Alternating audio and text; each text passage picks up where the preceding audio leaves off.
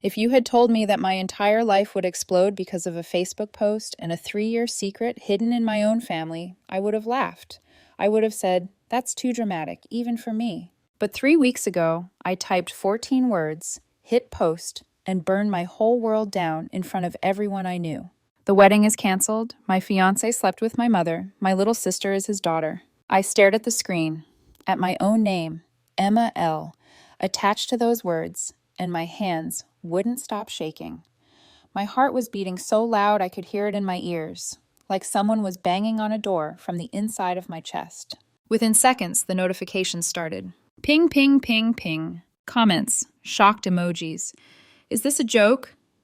Emma, what happened? Private messages from people I hadn't spoken to since secondary school. Family members typing in all caps. The green dot popped up next to Mum, then next to Brian. I watched it all from Amy's tiny sofa, wrapped in a blanket that wasn't mine, in a flat that wasn't mine, surrounded by luggage that shouldn't have been packed yet. I was supposed to be choosing table decorations, tasting cake samples, arguing with Brian about the playlist for the reception. Instead, my engagement ring was sitting in a little ceramic dish on Amy's coffee table, catching the light from the TV like it was mocking me. Are you sure you want to leave it up? Amy asked quietly from the armchair. Her voice was gentle, like she was afraid I might shatter if she spoke too loud. I swallowed. My throat felt raw. Yes, I said. My voice didn't sound like mine. If they lied about my life for 3 years, they can live with the truth for one night. I wasn't just losing a wedding. I was losing my fiancé. I was losing my mother. I was losing my little sister, who wasn't just my sister at all. And the worst part? Until 3 weeks ago, I honestly believed I had a happy, ordinary life, a loving mom, a loyal fiancé, a sweet baby sister I adored. Now I look back and realize every memory I cherish, every smile, every Sunday dinner was built on a secret that everyone shared except me. And it all started with a dead laptop, a borrowed tablet, and a number I knew by heart. My name is Emma. I'm 24, and before everything collapsed, I honestly believed I'd built a stable, simple life. Not extraordinary, not glamorous, but warm, safe, predictable in a comforting way. I grew up without a father. He left when I was 2, not in a dramatic, door-slamming argument, just gone. One day he was packing a suitcase, the next day he was on a plane to another country. No birthday cards, no phone calls, not even a last voicemail, just silence. So it was always just Mum and me. Laura, 43, funny, chaotic, fiercely protective, raised me alone with the kind of determination that makes strangers call you inspiring. She had me at 19, so we were always mistaken for sisters, something she brushed off with a proud smile. She worked 2 jobs for most of my childhood. I remember her coming home late, smelling like fried chicken from her evening shift, but still mustering a smile as she tucked me into bed. I used to think she was a superhero. Sometimes I still do, or did. We were close, unnaturally close, some people might say. I told her everything, every crush, every heartbreak, every stupid decision I made at university. She was my best friend as much as my mum, and that's why what happened hurt so deeply. I met Brian when I was 18, during my first year of uni. He was 20, broad-shouldered, warm-eyed, with this gentle confidence that made you feel like you'd known him forever. We met through mutual friends, and he made me laugh so hard that first night my ribs hurt the next day. He was the first person I ever truly trusted, the first man I ever imagined a future with. We were the couple people described as meant to be. We talked about everything: careers, travel, the house we'd buy someday. He was thoughtful, supportive, ready to help anyone. Mom adored him. She'd say, "Emma, you picked a good one," with this soft pride in her voice that warmed me. When I moved out at 21 to live with Brian, Mom cried, but she hugged me tight and said she was proud. Then the bombshell. Mom got pregnant at 40. I still remember sitting at the kitchen table when she told me, her hands trembling around a mug of instant coffee. She kept apologizing, saying she'd been careful, that she wasn't expecting this, that the father panicked and disappeared. I hugged her. I promised I'd help, because that's who we were, a team. When Lily was born, tiny and loud and impossibly perfect, I fell in love with her instantly. I spent countless nights at Mum's helping with feedings, baths, nap schedules, Brian came too, never complaining, always offering to help. He'd rock Lily in his arms so Mum could rest. He'd buy nappies and formula on the way home. Sometimes I'd watch him holding her, gently brushing her hair back, and think, he's going to be an amazing father someday. Mum adored how involved he was. She'd smile at him like he was some kind of miracle. I used to think it was gratitude. I used to think it was admiration. Lily grew into a bright, funny 3-year-old, full of questions, full of energy, full of life. She called Brian by his first name and adored him. He took her to the park, bought her ice lollies, taught her to ride her tricycle. I thought he was doing it for me, for us, because we were a family already, just waiting for the wedding. Looking back now, every moment feels tainted. Every memory feels like a clue I never learned to read. There were signs, small ones, things I ignored because love makes you comfortable with the impossible. But the truth was already living inside our home, playing on our carpet, laughing in our arms. I just didn't know it yet. If I look back now with the clarity of someone whose entire world has been torn apart, I can see the cracks. Not sharp, obvious fractures, just hairline lines, soft and quiet, the kind you only notice when the whole structure finally collapses. It started subtly, small moments, odd comments, shifts in energy I brushed aside because I trusted both of them so completely. One of the earliest signs was how comfortable Brian and Mum were around each other. Too comfortable, in ways I didn't recognize as strange at the time. I'd come home from work and find them in the kitchen, chatting over coffee like old friends, laughing at inside jokes I didn't remember them having. "Your mum's hilarious," he'd say, smiling as he stirred sugar into her mug. "She thinks you're funny too," I'd reply, proud they got along. But sometimes I'd walk in and the room would shift, their smiles dropping just a little too fast. I'd chalk it up to coincidence and keep moving. Then there were the things Brian knew about Lily. Tiny details, like what time she usually napped, which brand of wipes Mum preferred, the name of her pediatrician. "How do you remember all that?" I teased once. He shrugged. "I pay attention." It made sense, or it sounded like it did. He was helpful, invested, thoughtful, the kind of man who'd make an incredible dad someday. That's what I told myself every time a strange tug pulled at my gut. Then came the emotional distance, not dramatic, not cruel, just muted. Sometimes Brian seemed distracted. He'd stare at his phone a little too long. He'd go for walks without telling me. He'd say he was visiting a mate, but his jacket wouldn't smell like the pub when he came home. "Everything okay?" I'd ask.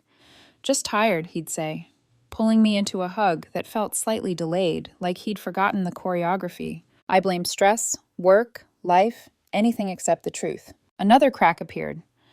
When Mum became oddly defensive about her phone, she'd jump when it pinged, tilt the screen away, delete messages quickly.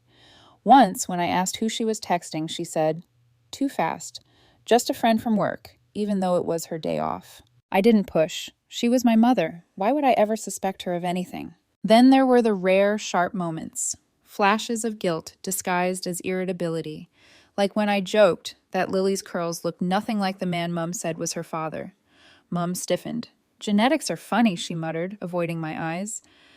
Brian coughed and changed the subject. I ignored the heaviness in the room. And Lily, sweet, oblivious Lily, she'd cling to Brian, wrap her little arms around his leg, cry when he left. Once, when Brian dropped her off after a trip to the park, she said, "Love you," in that soft baby voice. He froze, just for a second. Then he smiled and said, "Love you too, Lily Bean." A sting hit my chest. Not jealousy. Something else. Something I didn't have a name for yet. I remember lying awake one night beside Brian, watching the soft rise and fall of his chest. My mind drifted to the same question over and over. Why do I feel like I'm on the outside of something? He rolled over, threw an arm over me, and whispered, "I love you." And I believed him. Because nothing, absolutely nothing in my life had prepared me for the idea that the two people I trusted the most were hiding the biggest secret imaginable. Looking back, the signs weren't loud. They were quiet, gentle, soft enough to overlook, like whispers in another room. Because betrayal doesn't always arrive like a thunderstorm. Sometimes it grows in the quiet moments you mistake for peace. It was a Sunday evening, the kind that usually felt like a deep exhale after a long week. I'd just finished tidying the living room. A candle was burning on the coffee table. Netflix hummed softly in the background. Everything felt peaceful, almost boring in its predictability. Brian had gone out to watch football with his mates. He kissed the top of my head before leaving and said, "Don't wait up, Em. Might be a late one." I'd smiled, not thinking twice about it. Why would I? This was our normal. Around 9, my laptop died mid-episode. Too lazy to get up, I reached for Brian's tablet, the one he always left on the coffee table. I knew his passcode. We never hid anything from each other. At least I thought we didn't. The moment the screen lit up, a series of message previews flashed across the lock screen. Multiple texts, same number. A name I didn't recognize, some generic save name, but the number. It tugged at my memory. I frowned, tapped the screen, and my stomach tightened. It was Mum's number, but saved under a different name. A prickle of unease crawled up my spine. Not yet suspicion, just confusion. I unlocked the tablet, planning to screenshot the glitch to ask him about it later. But the message thread opened automatically, and the world I knew ended. The first text was from Mum. "I can't lie anymore. Emma deserves to know the truth." I blinked, read it again, and again. The words slammed into me like cold water. Brian's reply came next. "We've been over this 1,000 times. Telling her will ruin everything. I can't lose her." My heart dropped so violently I physically curled forward. I felt the air leave my lungs. Another message from Mum. "It's not fair to Lily. She deserves to know who her real father is. She deserves honesty." Real father, real father, real father. The words echoed, sharp and impossible. I scrolled. My fingers trembled uncontrollably. Each message blurred into the next. Months of conversations, arguments, planning, fear. The deeper I went, the clearer the truth became. Brian wasn't just involved in Lily's life because he was kind. He wasn't just being supportive of my mom. He wasn't just good with kids. He was her father. My fiancé, the man I planned to marry, was my little sister's biological father. My mother's child, his child, their child. My throat went dry. The room tilted slightly. My heart thudded against my ribs, too fast, too loud. Desperate for proof that this was all some nightmare, I opened his photos. There was a hidden folder. My hands shook so violently I almost dropped the tablet. Inside were pictures I had never seen. Mum pregnant, her hand on her belly, Brian smiling beside her. Mum in the hospital, exhausted but glowing. Brian holding newborn Lily, looking at her with a tenderness that shattered me. Brian taking selfies with a toddler Lily. Brian taking photos at her birthdays, her doctor visits, her naps on his chest. Hundreds of photos. Moments I never knew happened. Moments that belonged to a family I never knew existed. I remember whispering, "No, no, no," over and over, like a spell that could undo reality. But reality didn't care. For over an hour, I sat frozen on that sofa. My hands numb, my skin cold, the tablet heavy in my lap, my mind racing in circles. My fiancé slept with my mother. My little sister is his daughter. My entire life is a lie. The door opened around 11:30. Brian walked in laughing about something from the pub, carefree, cheerful, oblivious. Then he saw me, saw the tablet, saw the open messages. His laughter died instantly. His face drained of all color. His body went rigid. "Emma," he whispered. Please tell me you didn't." I didn't scream. I didn't throw anything. I didn't cry. I simply held the tablet up, my hand steady in a way that felt unnatural, and asked, "How long?" He didn't answer. He just stared, pale and frozen. "How long have you been lying to me?" My voice cracked, but I kept talking. "When did it happen? How could you do this to me? To her? To Lily?" Brian sank into the chair across the room, not beside me, not anywhere close. He looked like someone awaiting a verdict he knew he deserved. "It started about 4.5 years ago," he finally said, voice barely audible, "when you went to Greece with your uni friends." I felt my heart break cleanly, like a snap inside my chest. One confession became another, and another, and another, until everything I knew dissolved into a truth I couldn't escape. Shock isn't loud. It isn't dramatic. It isn't the kind of screaming heartbreak you see in films. Shock is quiet. It wraps around you like cold water, numbing everything it touches. As Brian spoke, halting, stumbling, choosing words like each one weighed 1,000 kilos, I didn't scream. I didn't cry. I didn't even breathe properly. I just sat there, bones stiff, hands cold, my engagement ring cutting into my finger like it was reminding me I'd once believed in something. He told me everything in fragments, like he couldn't bear to say the full truth in one breath. "It was just one night at first," he murmured. "You were in Greece. We'd had wine, We were talking about you. One thing led to another. Talking about me. The irony burned. I stared at him, my voice barely more than a whisper. You slept with my mother because you missed me? He flinched as if I'd slapped him. That's not, Emma, that's not what I meant. I ignored the sting crawling up my throat. Then you did it again, and again. 3 times, he said, like the number was supposed to soften the blow, like adding limits to betrayal somehow made it smaller. I pressed my fists into my knees to keep them from shaking. Why didn't you tell me when she got pregnant? Silence stretched across the room. Then he said the words I still hear in my sleep. Because we knew you'd leave us. Us. Not me. Not her. Us. A unit. A team. A partnership I never agreed to. My jaw tightened.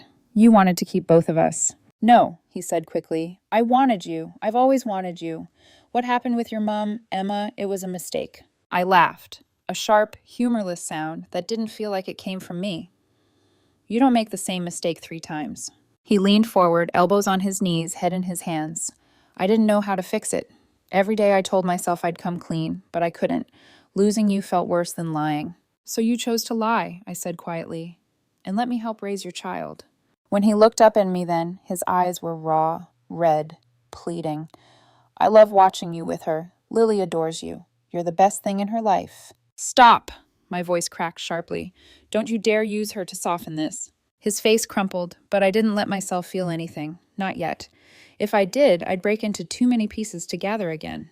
I asked the question I'd been avoiding, the one I regretted the moment it left my lips. Did you ever love her, my mother? He shook his head violently. No, God, no. It wasn't like that. It wasn't romantic. It wasn't anything. I love you. I closed my eyes. The room tilted again. Love. Such a small word to excuse such enormous cruelty. He whispered, Emma, I'm begging you. Don't give up on us. We can get therapy. We can talk to someone. But I wasn't listening anymore. In my head, I was seeing Lily's face, her curls, her laugh, the way she'd cling to Brian's leg, how naturally she'd climb into his lap, how his eyes softened when he held her. 1,000 moments snapped into alignment, forming a picture I wished I'd never seen. Every smile, every outing, every bedtime story. He wasn't just being supportive, he was being a father, and I'd been too blind to recognize it. My voice was paper thin when I finally spoke. Give me a reason, one reason, why I should ever speak to you again. He inhaled shakily. Because I love you, because I never meant to hurt you, because I thought I could protect us from this. I reached up with trembling fingers and slid the engagement ring off my hand. It felt heavier than it should have, like all the broken years we shared were packed into that little circle of metal. I set it on the coffee table. The click was tiny but final. We're done, I whispered. He opened his mouth as if to argue, but I stood before he could speak again.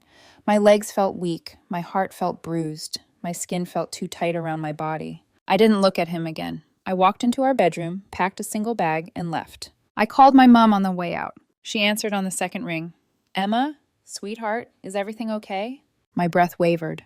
How could you? I whispered. There was silence. Then she began to sob. I hung up, blocked her number, blocked Brian's, and drove to Amy's, where I finally allowed myself to cry harder than I ever had in my life. Not because of the betrayal, not even because of the lies, but because suddenly I didn't know who I was without the people who had built my world and destroyed it. The days after I left didn't feel real. Grief has a strange way of slowing time, stretching every hour until it feels like you're walking through syrup. I barely slept, barely ate. I carried my phone everywhere but jumped every time it vibrated. Brian messaged constantly. Mum messaged constantly. Unknown numbers messaged constantly. I blocked one after another until my phone felt like a war zone of red blocked labels. Still, they found ways to reach me. Emails, private numbers, social media, even messaging Amy so often that she eventually blocked them too. Every message had a different tone. Brian's shifted between desperation, denial, and pathetic apologies. Emma, please talk to me. You don't have the full story. I miss you. I can't breathe without you. We can fix this. Therapy, anything. I promise it didn't mean anything. Mums were different.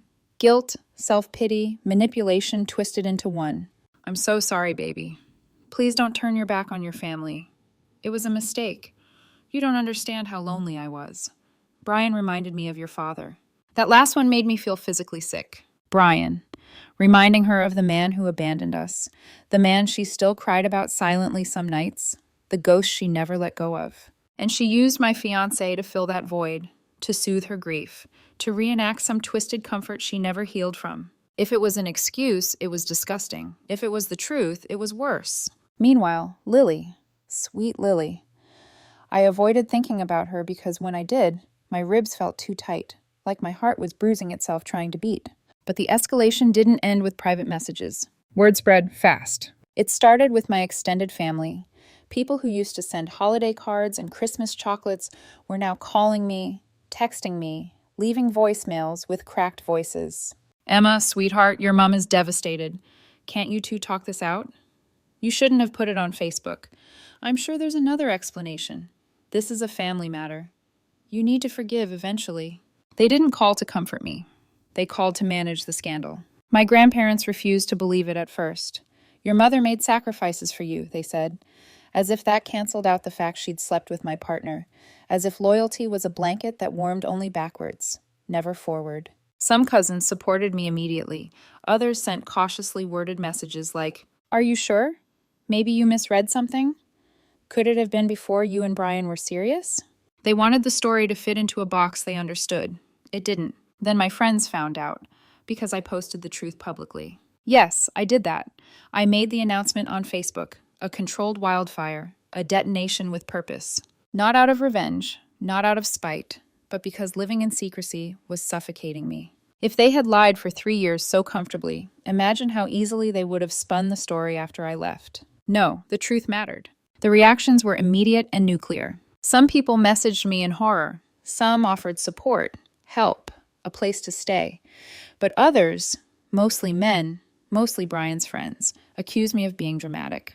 My mom and I are close too, doesn't mean she wants my girlfriend. You're blowing this out of proportion.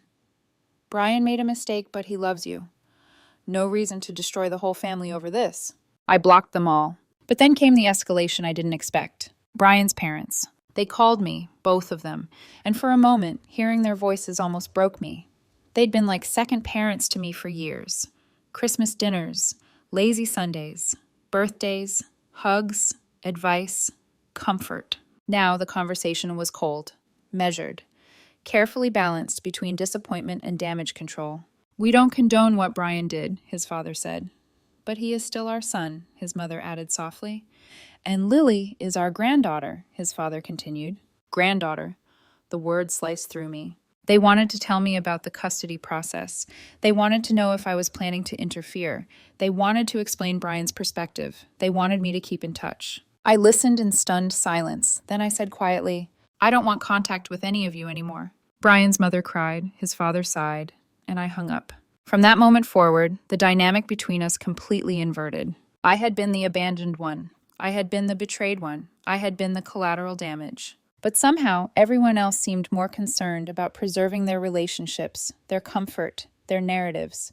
Meanwhile, I was losing everything. My partner, my mother, my sister, my imagined future, my home, my family, the version of myself that existed before this. And in the middle of this emotional earthquake came the next twist, the one that pushed everything from devastation into full-on catastrophe. Brian decided to pursue custody of Lily. He wanted to be a proper father. He wanted to step up. He wanted to do the right thing now.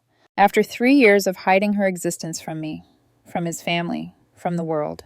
And suddenly he expected me to understand. When he told me, ambushing me outside my office, I felt something inside me break cleanly, like a bone snapping under pressure. He cried. He begged. He said he loved me. He asked if we could fix things. He asked if I wanted counseling. He asked if I'd see Lily again. He asked if I wanted to keep the wedding date open, just in case. I stared at him like he was a stranger. Because he was. Every gentle, supportive boyfriend. Memory shattered. Every tender moment rewrote itself into something sinister. Every smile turned into a mask I never saw through. And that was when I understood. The real betrayal wasn't the affair. It was the 3-year performance afterwards. Brian didn't just cheat on me. He built a life with me based on a lie while nurturing another life behind my back. And Mom didn't just betray me. She watched me love her child, their child, and allowed it. The world wasn't just cracking anymore. It was collapsing. And I realized something else, something terrifying. I hadn't even reached my lowest point yet. The darkness was still waiting. People think the lowest point arrives with the discovery. The moment you learn the truth, the moment the lie reveals itself. But that's not true. The truth is only the knife. The dark moment is when you finally feel the wound. For me, it came quietly, without shouting, without confrontation, without anyone else in the room. It came on a random Tuesday night, 2 weeks after I'd left Brian. I was lying on the floor of Sarah's spare room, the place I'd moved into after Amy's flat became too crowded with my grief, staring up at the ceiling, listening to the hum of traffic outside. It was nearly midnight, and the world felt suspended, like even time was holding its breath. I'd spent the entire day holding myself together, smiling when coworkers asked if I was okay, nodding through conversations I couldn't follow, pretending to eat during lunch, pretending to sleep at night. But when the house grew still, when Sarah and her husband were asleep, when no one needed me to perform strength anymore, the weight finally crushed me. I curled onto my side, pulling my knees to my chest, and the sob hit suddenly, raw, violent, the kind that tears through you with no warning. It felt like grief had been waiting behind a locked door inside my chest, and that night, the door simply gave way. I cried for my relationship, for the 6 years Brian and I shared, for the future we planned, the house, the kids, the wedding. I'd already pictured 1,000 times. But then the grief shifted. It sank deeper, sharpened. Because what hurt even more wasn't losing Brian, it was losing Mom. My mother, my confidant, my comfort, my first home. She wasn't just absent now, she was ruined. Every childhood memory twisted, every shared inside joke poisoned. Every hug from the past suddenly felt like a lie being told in advance. I mourned her like she had died, because in a way, she had. The version of her I trusted no longer existed. Another sob tore out of me. But this time it wasn't grief for either of them. It was for Lily, my little sister, who wasn't really my sister. My sweet, innocent girl who'd run into my arms every time she saw me. Who'd call my name excitedly, like I'd hung the stars. Who'd fall asleep on my chest while I stroked her hair. I loved her more than I'd ever loved anyone. But now, every memory of her felt like swallowing broken glass, because she wasn't just a child I loved. She was the living reminder of their betrayal. She carried both of their faces, their sins stitched into her DNA. And the worst part? She didn't ask for any of this. She didn't choose any of it. She didn't understand any part of why I had suddenly vanished from her life. The thought of her asking, "Where's Emma?" nearly ripped my heart out. I pressed my hand to my mouth, trying to quiet the sound of my sobbing so I wouldn't wake the whole house. At some point, I whispered into the empty room, "Why wasn't I enough?" It was a childish thought, a broken one, but in that moment, it was the only question I had. Why wasn't I enough for Brian to choose me over the secret? Why wasn't I enough for Mum to admit what she'd done? Why wasn't I enough for either of them to tell me the truth before it became too late? The silence offered no answers. My mind replayed everything. Brian's confessions, Mum's sobbing, Lily's laughter, the way Brian's face fell when he saw me with the tablet, the way Mum defended him in those messages. The truth wrapped itself around me like a cold blanket. They hadn't just betrayed me. They had used me, used my trust, my love, my loyalty, as the shield that allowed them to keep their secret alive. And the people who should have protected me most were the ones who tore me apart. At some point, my crying turned into silent shaking. The ceiling blurred, my breath stuttered. I whispered again, barely audible. I don't know who I am anymore, because without Brian, without Mum, without Lily, my entire identity felt gone. My family was gone. My future was gone. My past was poisoned. It was the loneliest I had ever felt. And lying there, on the floor of a borrowed room in a house that wasn't mine, surrounded by suitcases of the life I'd fled, I realized the truth. If I stayed in this life, in this city, in this grief, it would swallow me whole. Something would have to change. Something drastic. Something terrifying. But at that moment, all I could do was cry until my body ached, until exhaustion finally dragged me into a shallow, restless sleep. And in the last moment before my eyes closed, I made a quiet promise to myself. This won't be the end of me, even if I didn't know how yet. Rock bottom doesn't come with a warning. It just arrives. And once you've tasted it, something inside you shifts. You stop fearing the fall because you've already survived it. That's when survival turns into clarity. For me, the shift came 3 days after my breakdown on Sarah's floor. I was making tea in her kitchen, still wearing the same oversized jumper I'd been living in, when my phone buzzed with yet another unknown number. Normally, I would have ignored it. My nerves were frayed enough from weeks of harassment. But something, exhaustion, instinct, or just the tiniest flicker of curiosity, made me answer.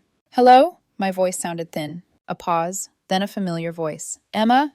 It's Sarah. Don't hang up." She wasn't crying. She wasn't frantic. Her tone was steady. "I just spoke with your mom," she said.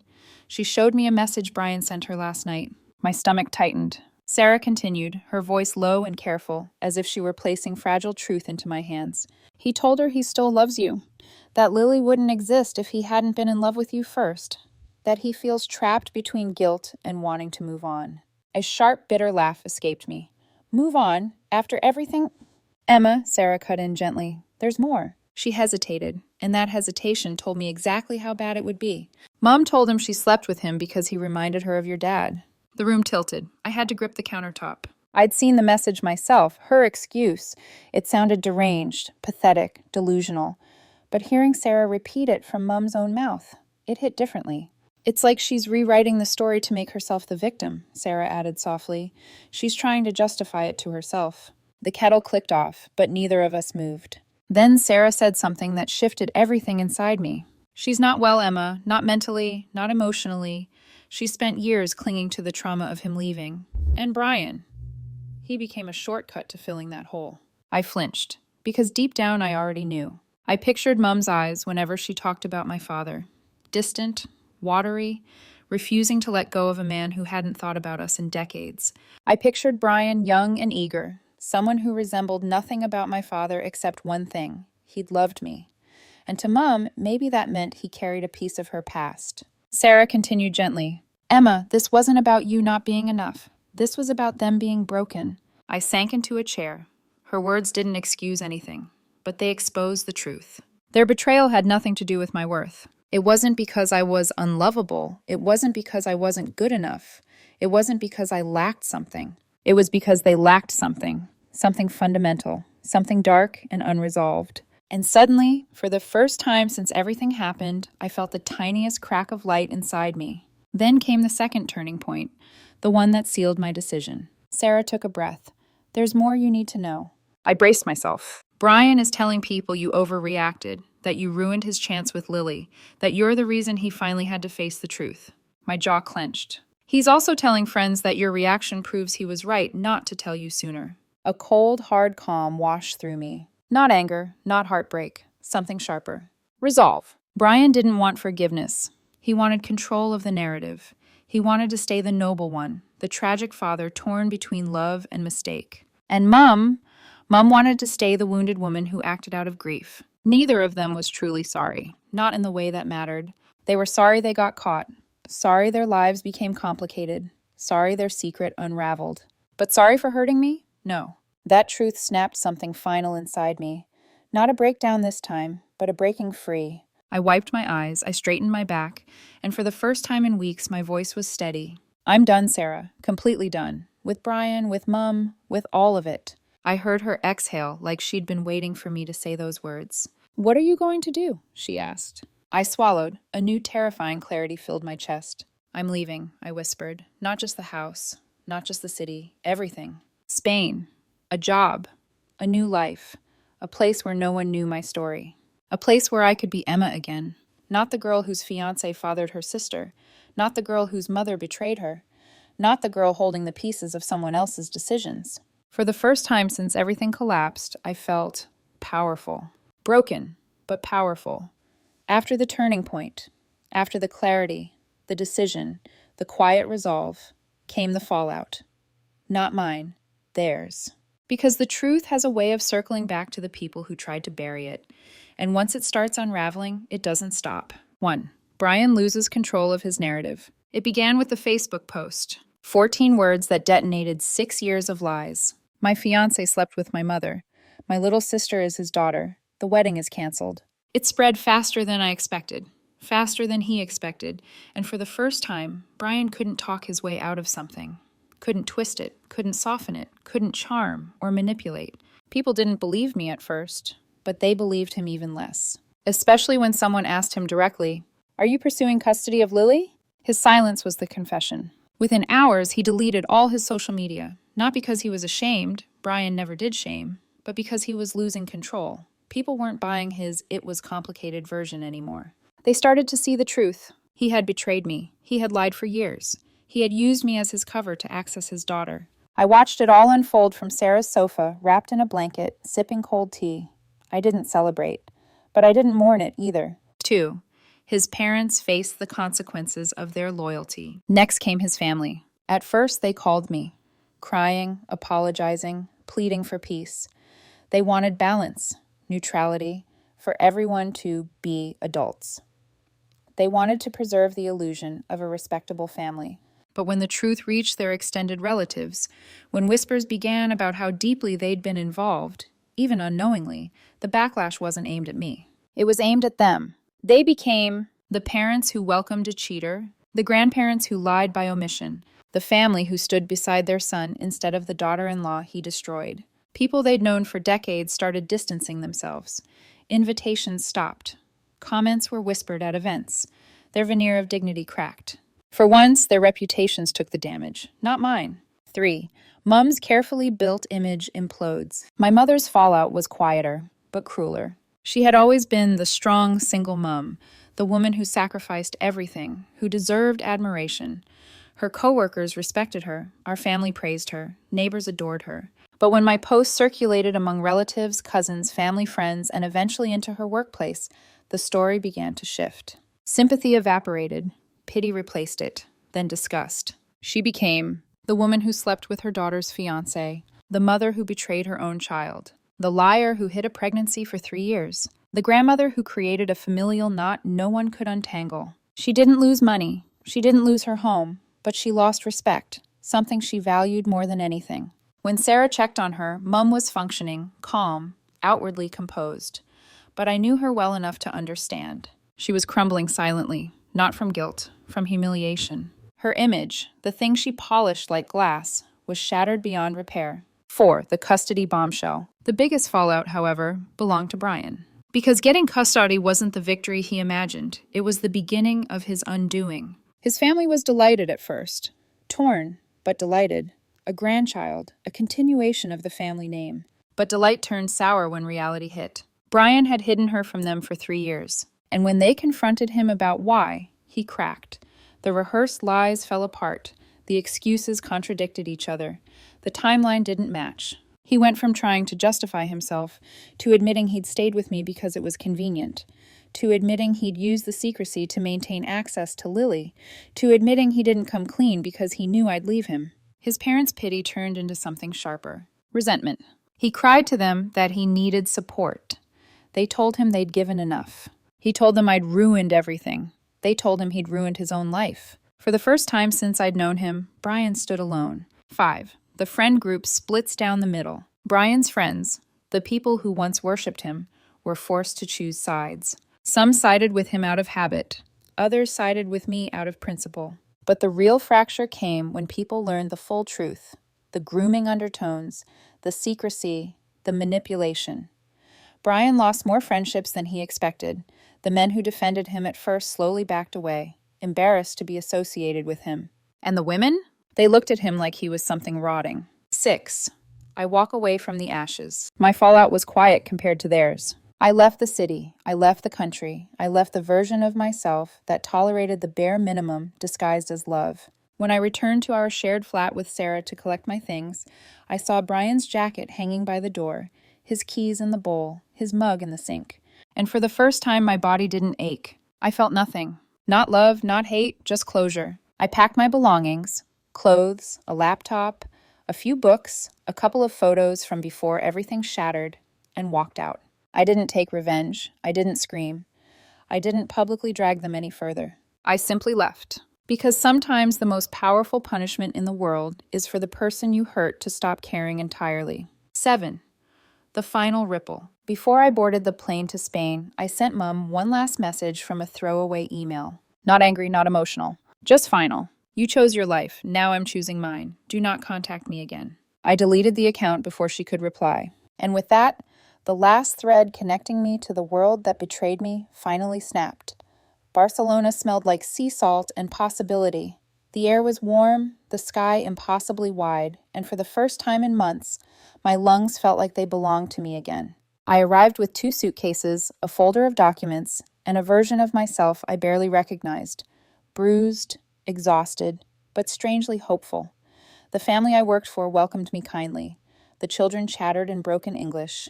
The house felt unfamiliar but safe. Every night I fell asleep not to the sound of my own sobbing, but to crickets, distant laughter from the streets below, and the soft hum of a life that no longer hurt to inhabit. Healing didn't come all at once. It came in pieces. In morning walks through narrow alleys where no one knew my name. In the quiet cup of café con leche I sipped before work. In the first full night's sleep I'd had in months. In the realization that my heart wasn't broken beyond repair, just bruised from carrying too much for too long. Some days I still missed Lily. Some days I still wondered how Mum slept at night.